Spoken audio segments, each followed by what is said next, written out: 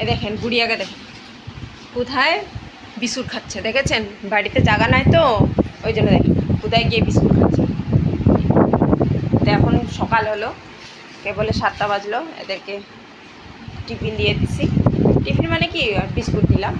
একটু পরে 9টার দিকে আবার রুটি বানাবো, রুটি দিব এদেরকে। এতে এদিকে পোগো খাচ্ছে বিস্কুট। পোগো তুমি খাচ্ছ?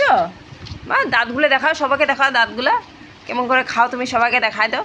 এই পোগোর দাঁত দেখো, সবাই দেখো দেখো দেখো দেখো পোগোর দাঁত দেখো। তুমি তো খেয়ে নিছো, অনেকগুলো খাইছো বিস্কুট। হ্যাঁ, একটু পরে আবার রুটি খাবা। হ্যাঁ, চাবিয়ে চাবিয়ে খাও। হ্যাঁ পোগো, চাবিয়ে চাবিয়ে খাও। আর গুড়িয়ার কি দুষ্ট মেয়েটা।